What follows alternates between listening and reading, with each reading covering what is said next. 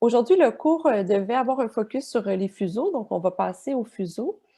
J'ai préparé une présentation où je présente une introduction aux fuseaux. Puis là, pour moi, c'est un peu difficile de présenter des fuseaux parce que d'abord, je suis vraiment pas une experte. J'en connais dans le groupe qui sont beaucoup plus experts que moi. Donc, vous pourrez m'aider là, si vous voyez que je dis des choses qui sont fausses ou, incorrectes, vous pourrez me corriger. Je sais aussi que donc comme il y a des experts, peut-être que vous aimeriez avoir, des trucs vraiment nouveaux sur les fuseaux, très poussés, mais il y a aussi des étudiants qui sont nouveaux, puis qui ont, jamais vraiment vu de fuseau, puis qui n'ont pas lu là-dessus. Fait que là, j'aimerais juste que vous me leviez la main, ceux qui ont, déjà fait des analyses de fuseaux. Peut-être juste, faire un petit symbole, là, n'importe quelle réaction, là. Donc, c'est bon, je vois des mains, quand même pas mal de monde. Peut-être vous pouvez redescendre vos mains, ceux qui ont levé des mains. Maintenant, j'aimerais ça savoir ceux qui en ont jamais fait, mais qui veulent en faire.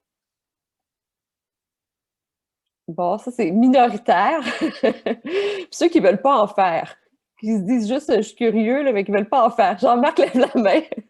Excellent. Fait que je parle donc à quand même un groupe où il y a, plusieurs experts dans le groupe.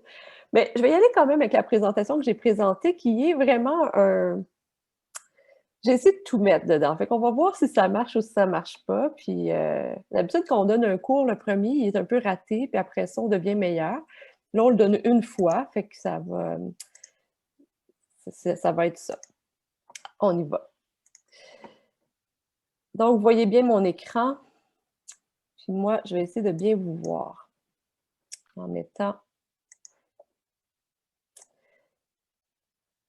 donc les fuseaux. Donc, si quelq je vais mettre ma fenêtre de chat, mais si vous voyez que je suis un peu lente à répondre, heu, levez la main ou dites-le moi ou arrêtez-moi. Donc les fuseaux. Comme je disais, je ne suis pas une experte sur les fuseaux, puis j'ai été vraiment chanceuse parce qu'il y a un article qui est paru, vraiment, dans la dernière année, qui est un article qui est assez vulgarisé, mais qui fait 65 pages et qui parle des fuseaux. Donc si vous êtes intéressé aux fuseaux, je pense que c'est un bon article à lire. Il parle vraiment de tout sur les fuseaux, là, de leur fonction, de leur définition, des changements avec l'âge, de leur, physiologie, de leur mécanisme. Donc c'est vraiment, super intéressant. C'est quand même assez vulgarisé, donc si vous êtes des nouveaux, en sommeil puis que vous êtes intéressés par les fuseaux, je pense que c'est un bon article à aller lire. Donc j'ai pris plusieurs, de leurs, figures. Donc on commence avec, qu'est-ce que c'est un fuseau? Je vais avec une définition. C'est un train d'ondes, vous le savez, vous en avez vu déjà dans le cours, entre 11 et 16 Hertz. Ça, c'est la définition de la ASM. Mais c'est souvent entre 12 et 14 Hertz, donc leur fréquence d'oscillation, c'est entre 11 et 16, qui va faire au moins 0,5 secondes, mais qui peut aller jusqu'à là, 1 seconde et même plus. Puis qui va être maximal, donc on va les voir principalement sur les électrodes centrales. Les fuseaux, on le sait depuis vraiment longtemps que c'est un marqueur de stade 2. Donc, lorsqu'on voit apparaître un fuseau, on sait qu'on est au moins en stade 2, mais on va en voir aussi en stade 3. Et ils vont avoir une certaine fréquence d'apparition. Donc, on va les voir à peu près en moyenne à tous les 50 secondes. Donc, ils parlent ici d'une fréquence de 0,2 Hertz. Des fois, vous allez voir la fréquence des fuseaux, puis ils vont vous parler de 0,2 Hertz. Donc, ce n'est pas la fréquence à l'intérieur du fuseau, mais c'est leur fréquence d'apparition dans le tracé. Les fuseaux sont complètement absents en stade 1, puis ils sont complètement aussi absents en REM. Puis, on sait aussi depuis quand même assez longtemps que les fuseaux ont l'air d'avoir un un grand rôle pour maintenir la consolidation du sommeil, puis d'avoir un grand rôle pour la consolidation aussi de la mémoire, de l'information apprise, dans la journée, puis comment elle va être consolidée au cours de la nuit, puis ça, je vais y revenir, plus tard, dans le cours. Roger? Juste une petite note pour dire, ben non, il n'est pas supposé d'en avoir en REM, mais on en voit pareil. Chez les enfants, il y a ce qu'on appelle le sommeil dissocié. Chez les enfants, c'est pas rare qu'on voit ça, des complexes cas, des fuseaux de sommeil en sommeil paradoxal, parce qu'il faut se rappeler, comme je disais dans ma partie, sommeil paradoxal, c'est l'assemblage de différents systèmes, puis ils n'embarquent pas tout en même temps. Ce qui veut dire que parfois, la page a l'air d'une page de sommeil paradoxale, mais il va arriver un fuseau dedans. Pour la question de codage, c'est clair ce qu'il faut faire, mais ça peut apparaître, puis ça existe. Pareil et puis l'inverse, d'avoir des mouvements plus rapides en N2, par exemple, ça peut arriver chez les enfants plus souvent, dans différentes conditions. Pathologiques, bien sûr, mais parfois, on en voit apparaître. Ça peut être une question de médication, ça peut être une question de diagnostic. Parfois, chez des gens normaux, il y a toujours des petits glitches qui arrivent. C'est normal, il ne faut pas s'étonner de ça. Ce n'est pas une personne qui est malade nécessairement. Puis, Roger, dans quelle pathologie on en verrait plus des fuseaux en REM? Narco, par exemple, en narcolepsie, on en voit souvent. Utilisation de médication, benzodiazépine, ça arrive. Sauf que les fuseaux sont pas beaux. C'est des fuseaux de benzo. C'est des fuseaux assez rapides et qui sont très, très fréquents parce que ça a plus de GABA sur le noyau réticulaire du thalamus. Puis ça fait osciller la boucle pas mal, qu'on peut en voir pas mal. C'est les cas les plus fréquents que je m'imagine tout de suite comme ça. Merci. Merci de m'aider avec le cours. Là. Je comptais sur toi pour, de toute façon, tu l'as peut-être senti, là, mais pendant que je montais le cours, je me disais, Roger va m'aider quand il va avoir des problèmes. Nadia, je ne Oui. veux pas trop de ton temps non plus, mais je suis un peu surpris par la fréquence de fuseau que tu nous donnes ici, toutes les 50 secondes. D'abord, j'imagine que ça change avec l'âge. Et là, on pourrait entendre Roger, je pense que chez les gamins, ils en font quand même plus qu'un par minute. En tout cas, moi, je vois aussi chez les adultes que ma densité de fuseau, elle est quand même plus grande que ça. Donc, je voulais simplement entendre Roger là-dessus, puis toi aussi d'ailleurs, Nadia, sur le chiffre qui est avancé ici. Je me souviens que Jacques Monplaisir disait qu'il y en avait un toutes les 5 secondes. C'est pour ça que j'étais un peu surpris du 50 secondes. Bon, moi, c'est sûr qu'on en a un. On en voit à peu près aux 10 secondes. Là, quand on score à 20 secondes par page, on dit qu'il y avait à peu près 3 par page, à peu près. Là. Okay. Pour 30 secondes, c'est à peu près ça, 3-4 par page, je dirais. Oui, on en voit plus que ça. Quand la machine est bien lancée, hein, il y a une machine à fuseau. Il faut que ça part à même moteur. Quand il prend sa fréquence, là, ça roule comme il faut. Ils sont beaux, ils sont fréquents. On en voit 3-4 par page, c'est correct. Au début, il y en a, ils sont pas beaux, ils sont laids, puis ils sont pas aussi fréquents que ça. Puis quand on approche du REM, ils vont peut-être ralentir un peu, ils vont peut-être se déformer un petit peu parce que c'est une question de neurochimie. Là. Mais quand on est en plein dedans, c'est 3-4 par page, je dirais. J'avais mis le 0.2 secondes ici parce que c'est rapporté dans la littérature qu'il y a une sorte de pic de fréquence à 0.02 Hz de fréquence. C'est à cause qu'ils ont pris des détecteurs. Peut-être parce qu'ils ont pris les détecteurs, on verra, mais peut-être qu'on en voit beaucoup plus, mais c'est très, très, très variable. Mais ils ont vu un pic à 0.02, puis ça a fait l'objet d'études. Donc, je voulais juste le mentionner, mais c'est vrai que, puis on le voit dans la page suivante, qu'il y en a plus. Karine, est-ce que tu voulais ajouter? Oui, ben c'est juste parce que dans les deux analyses de Gold Standard qu'on a fait, les deux cohortes, celle de Simon puis celle de Mass, c'est comme 200 sujets dans les deux cas. Puis les experts, on avait un consensus de groupe d'experts. Puis à chaque fois, la moyenne de fuseaux, la densité moyenne de fuseaux sur ces trois, c'est environ 4 fuseaux par seconde. 4 fuseaux par minute. Donc, une densité par minute de 4. Donc, nous aussi, on voyait quelque chose un peu plus élevé. Parfait. Mais vous pourrez rester attentif dans la littérature sur cette densité-là. Ici, d'ailleurs, on en voit beaucoup plus. Là. Ça, c'est la page que Sonia avait présentée dans son cours où elle avait identifié les fuseaux. C'est pas moi qui les ai identifiés. Là. Moi, je suis vraiment pas experte. Donc, on voit, c'est pour vous montrer que les fuseaux arrivent souvent, on va les voir sur plusieurs électrodes. On va les voir beaucoup sur C3, C4. Ici, on voit même qu'on les voit très, très bien sur F3, F4. Ce sont des électrodes où aussi on voit bien les fuseaux. Donc, on voit le train d'ondes rapide qui survient en stade 2 sur nos électrodes. Donc, qu'est-ce qu'on mesure dans le fuseau quand on le mesure? Quand on n'avait pas de détecteur, puis tantôt Karine va nous en parler, on y allait à l'œil. Hein. Les vieilles études, là, les études des années même avant 2000, on a plusieurs études, puis même avant ça, on les détectait à la main. Donc, on y allait visuellement, puis c'est encore le cas. Là, je parle des vieilles études, mais je veux dire, c'est les études peut-être avant les détecteurs automatiques. Aujourd'hui, on a des détecteurs automatiques qui nous permettent d'aller mesurer plus facilement les caractéristiques des fuseaux. Donc, ce qu'on va mesurer, c'est d'abord la densité, comme on le disait. Hein, c'est combien on a de fuseaux, par exemple, par minute ou par heure. Là, on va donc donner un nombre de combien de fuseaux surviennent sur une unité de temps. Ça, c'est la densité.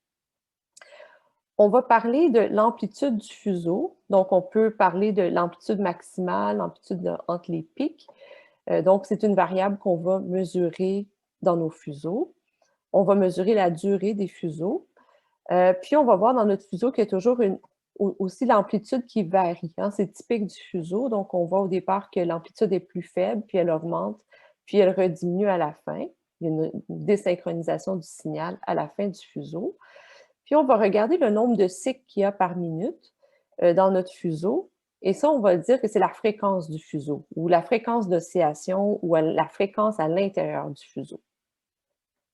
Donc, ce sont les variables qui nous intéressent lorsqu'on parle des fuseaux. Vous allez voir dans les articles qu'il y a souvent aussi les analyses de l'activité sigma, qui est l'activité à peu près entre 10 et 15 Hz, mais cette définition-là, elle varie avec les articles, mais qui est l'activité typique du fuseau. Donc, est-ce que c'est la même chose? Est-ce qu'on peut dire, je vais analyser le sigma, je ne vais pas me taper toute la détection de fuseau, là, qui est beaucoup plus complexe, puis est-ce que ça va me donner la même chose? Bien, c'est vrai que dans notre tracé de sommeil, on a beaucoup d'activité sigma. Cette activité sigma-là, elle correspond au fuseau. Donc, si on voit dans la figure du bas, à toutes les fois qu'on a des fuseaux, qui sont les petits points qu'on voit sur la figure, on voit une augmentation de l'activité sigma. Donc, c'est très corrélé. Par contre, quand on parle d'activité sigma, on regarde la fréquence sigma, on regarde la densité de puissance spectrale dans cette bande de fréquences-là. Par contre, on ne va pas considérer la forme typique du fuseau. Donc, il pourrait y avoir dans le tracé de l'activité sigma qui ne fait pas partie d'un fuseau. Donc, on va mesurer de l'activité qui n'est pas de l'activité à l'intérieur d'un fuseau. Puis lorsqu'on fait la mesure du sigma, on va donc avoir une mesure de puissance spectrale, mais on n'aura pas accès aux caractéristiques des fuseaux, donc à leur densité, à leur fréquence d'oscillation, à leur amplitude, à leur durée. Puis ça semble être des variables qui sont pas mal importantes pour comprendre leur rôle fonctionnel. Donc, d'où ça vient, ça, le fuseau? Il faut savoir d'abord que pendant le sommeil non REM, la voie ascendante va cesser d'aller inhiber les neurones du noyau réticulaire thalamique. Donc, le noyau réticulaire thalamique, ça fait partie du thalamus, mais c'est comme une couche qui entoure le thalamus. C'est un noyau, là, mais il n'y a pas la forme d'un noyau. Il y a la forme d'un croissant qui entoure le thalamus. Ce noyau-là, lui, il est inhibiteur. Il envoie de l'inhibition sur les autres régions du thalamus. Donc, on le voit ici dans la figure. Ce sont les neurones du noyau réticulaire thalamique. Pendant le sommeil non REM, comme je disais, le tronc cérébral va arrêter d'envoyer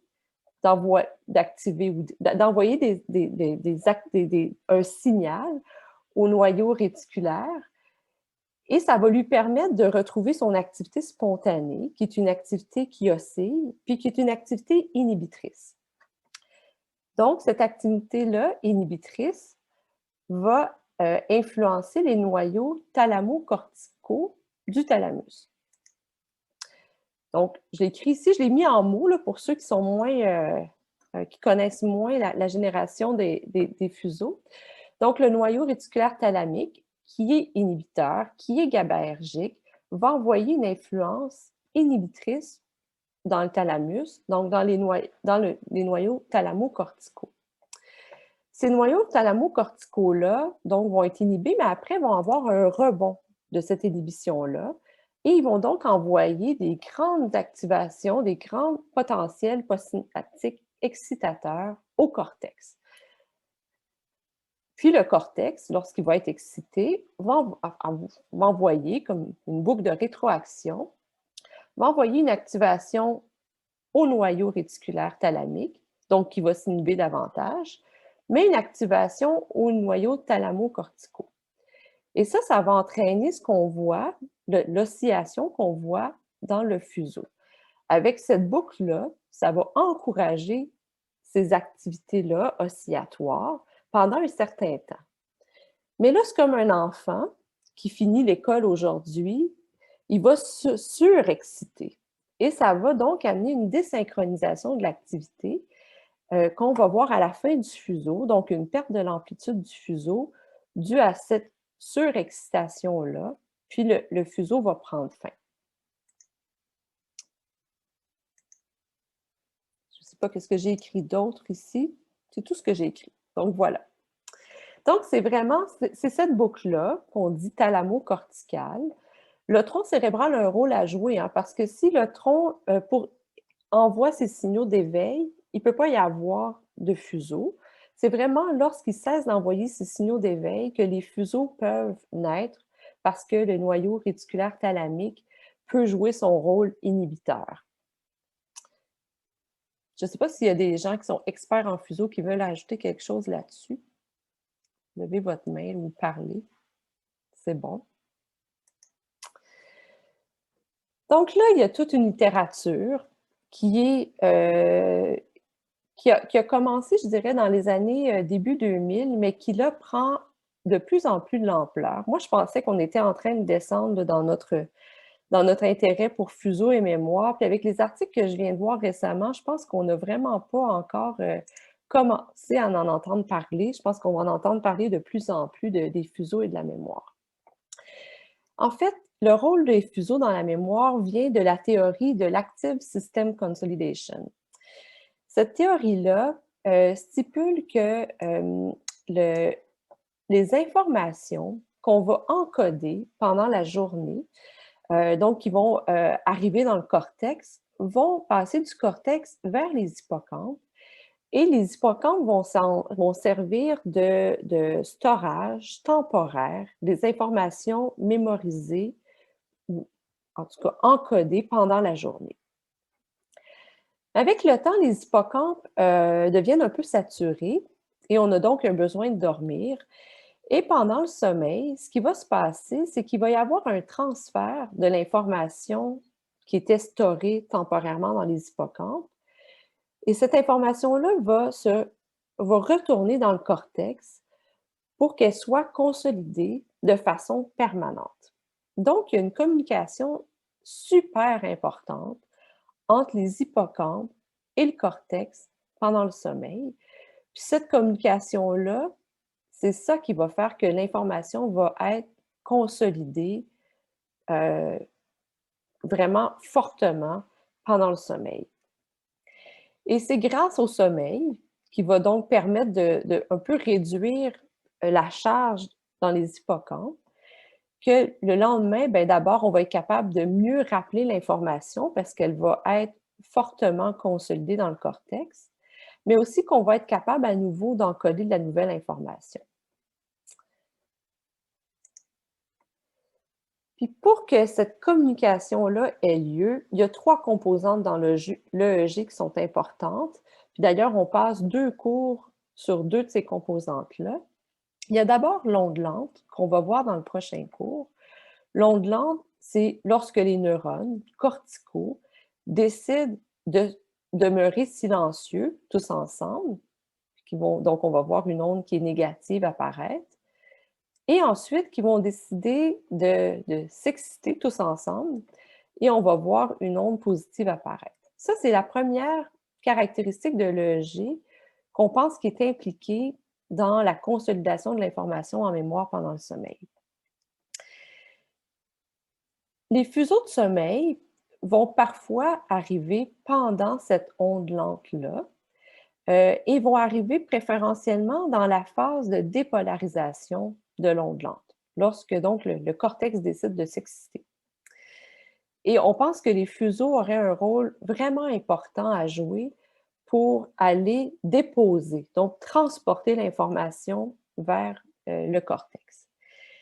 Et une autre onde qu'on va voir sur certains tracés, mais qu'on ne peut pas voir chez l'humain, ce sont les Sharp Wave Ripples, qui sont des ondes extrêmement rapides, combinées à une onde un petit peu plus lente, qui va être générée au niveau des hippocampes. Cette onde-là a entre 100 et 200 Hz, donc elle est ultra rapide, ultra petite. On n'est pas capable de la voir sur nos EEG. Mais on le sait à cause, par exemple, des modèles animaux ou intracrâniens que ces ondes-là existent.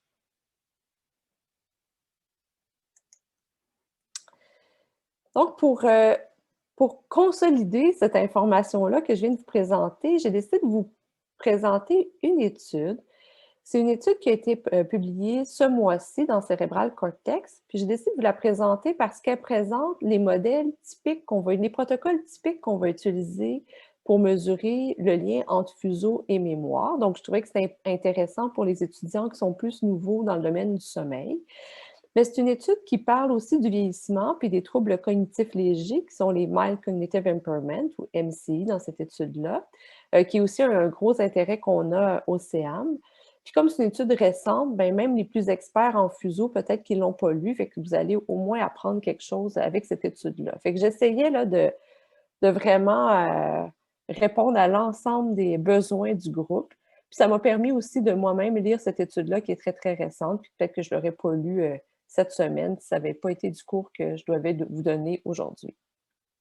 Donc, c'est une étude par un groupe australien qui ont des cohortes de participants qui sont très, très, très similaires aux cohortes qu'on a au CEAM, avec des participants bon, eux, ils disent « older people », mais je veux juste vous dire qu'ils ont commencé à recruter leurs participants à l'âge de 50 ans.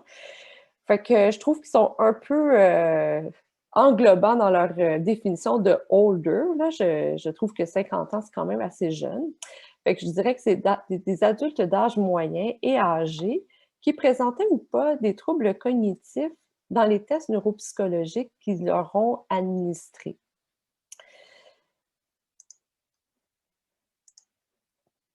Donc, c'est quoi l'approche méthodologique? Ils ont testé 20 sujets contrôles et 43 participants avec un trouble cognitif léger.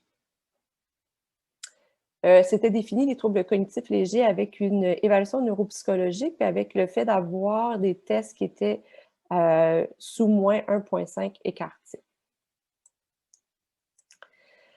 Ils leur ont fait apprendre des paires de mots. Là, ils ont fait une tâche quand même assez facile parce qu'ils ne voulaient pas avoir d'effet plancher chez leurs participants qui avaient des troubles de mémoire. Ils voulaient que ce soit une tâche donc, que les participants avec des troubles de mémoire pouvaient apprendre. Ils avaient des paires de mots faciles à apprendre et des paires de mots qui étaient très liées scientifiquement, sémantiquement. Donc, par exemple, couteau et cuillère. Donc, apprendre, lorsque je vous dis couteau, vous allez devoir me dire cuillère. Donc, ça, c'est une paire de mots à apprendre. Puis, il y avait des paires de mots qui n'étaient pas liées sémantiquement. Donc, par exemple, la paire de mots sirop. Lorsque je vous dis sirop, vous allez me dire pied. Donc, ils devaient apprendre ces 32 paires de mots-là. Pendant la soirée, ils avaient aussi une phase de test, donc ils devaient redire les paires de mots. Puis lorsqu'ils ne savaient pas les paires de mots, ben, il y avait un choix multiple. Donc, parfois, c'est une difficulté à aller chercher l'information en mémoire.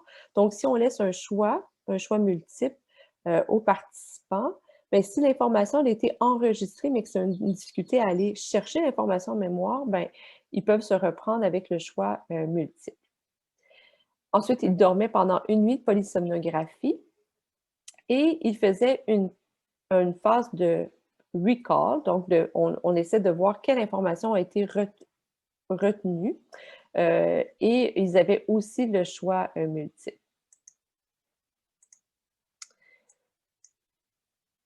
Pendant l'encodage, il y avait 2 types d'encodage qui étaient faits. Ils voulaient vraiment que les sujets qui avaient des troubles de mémoire soient capables d'encoder l'information.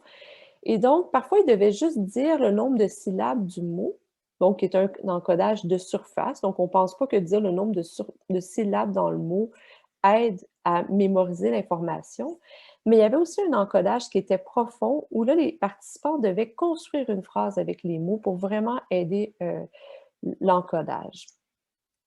Puis, il y avait la phase de test, donc après la nuit de sommeil. Ils ont détecté les fuseaux automatiquement. Ils ont fait d'abord un rejet d'artefacts automatique. Ils ne nous disent pas s'ils ont inspecté visuellement les tracés, ça on ne le sait pas. Ils ont détecté les fuseaux qui avaient entre 0,5 et 3 secondes, qui avaient entre 11 et 16 Hz et qui étaient présents dans le stade 2 et dans le stade 3 de sommeil. Ils ont mesuré la densité des fuseaux, la durée, l'amplitude et la fréquence d'oscillation des fuseaux. Puis ils ont aussi fait une distinction entre les fuseaux rapides et lents. Je pense que leur cutoff était à, j'imagine, 14 Hz, mais je ne me souviens pas. Ils ont fait leur analyse sur une seule électrode, sur C4 référencé à M1, sauf chez quelques sujets qui avaient trop d'artefacts sur cette électrode-là et qui ont donc fait la détection sur C3, M2. Ils ont fait une IRM 3 Tesla pour mesurer les volumes des sous-champs hippocampiques et du cortex préfrontal médian. Donc, qu'est-ce qu'ils ont obtenu comme résultat? D'abord, c'est qu'il n'y avait pas de différence dans la performance à la tâche de mémoire entre leurs sujets avec Mild Cognitive Impairment, le MCI, ou troubles cognitifs légers, et les contrôles.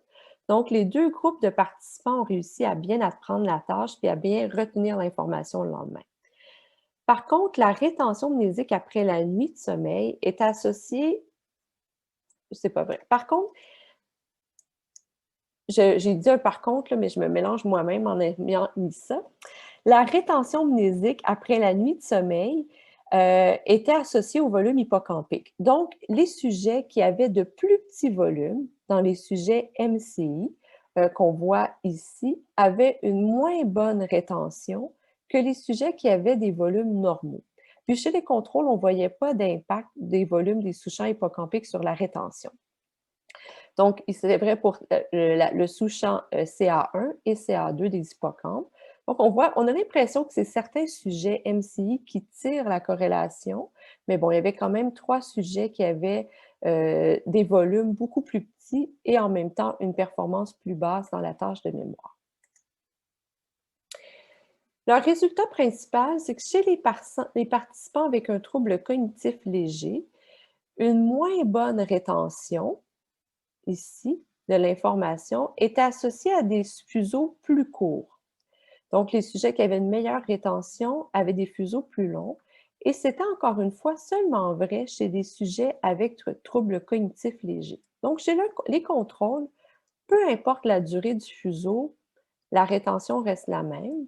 Par contre, chez les sujets avec troubles cognitifs légers, la durée des fuseaux est associée à une moins bonne rétention. Les auteurs, ils ont fait une longue discussion, puis dans un super bon journal, mais peut-être que j'ai lu l'article trop rapidement, mais je ne vois pas d'explication sur pourquoi des fuseaux plus courts sont associés à une moins bonne rétention.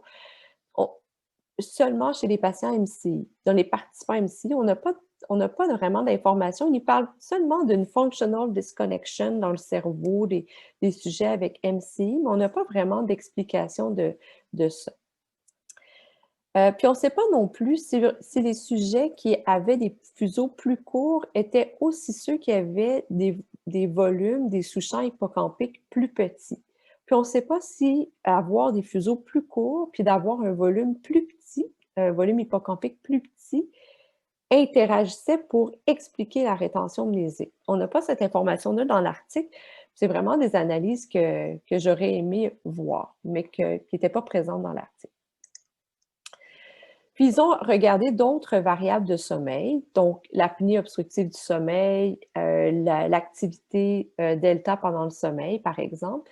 Et ce qu'ils ont vu, c'est que les sujets qui n'avaient pas de troubles cognitifs légers, mais qui avaient de l'apnée du sommeil, avaient des moins bonnes rétentions dans la tâche de mémoire. Donc, il semble que le fait d'avoir de l'apnée du sommeil va venir réduire les performances en mémoire, mais ça se voit seulement chez les sujets qui n'ont pas de troubles cognitifs légers. Peut-être que ceux qui ont des troubles cognitifs légers ont d'autres processus qui sont en cours, des processus neurodégénératifs qui vont venir un peu brouiller le lien entre l'apnée du sommeil et les performances en mémoire.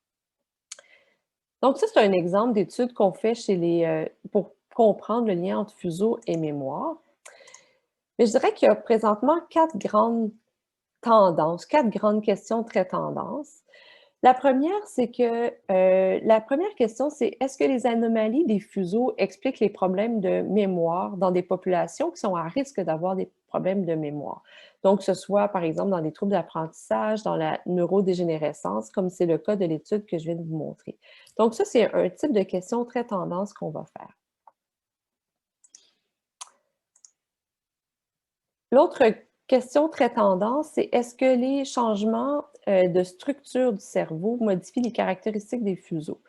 C'est des questions qu'on s'est posées au laboratoire, par exemple dans l'étude d'Erlan Sanchez ou Pierre-Olivier Coudreau, chez les traumas crâniens, puis avec l'âge respectivement. Est-ce que lorsque le cerveau se modifie ou dans les populations qui ont un cerveau différent, est-ce qu'on va avoir des fuseaux différents? Est-ce que, par exemple, les caractéristiques de la matière blanche qui vont lier le thalamus au cortex, est-ce que cette matière blanche-là va influencer les caractéristiques des fuseaux? Puis, est-ce que, par exemple, des volumes plus petits, par exemple thalamiques ou du cortex, vont aussi influencer les caractéristiques des fuseaux? Donc, ça aussi, c'est des questions qui sont très tendances.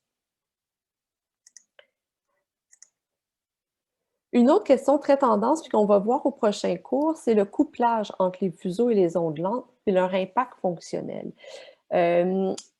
Vous avez vu selon la théorie de l'active system consolidation, là, que pour qu'il y ait une consolidation de l'information en mémoire, ça semble être important que le fuseau survienne pendant l'onde lente.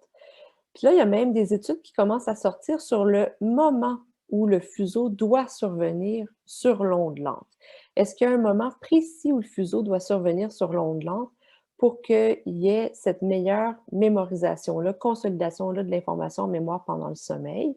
Puis, est-ce qu'il y a des conditions, par exemple le vieillissement ou les jeunes enfants ou une condition pathologique qui va venir influencer ce couplage-là, puis va donc venir altérer le rôle du sommeil dans la consolidation de l'information en mémoire.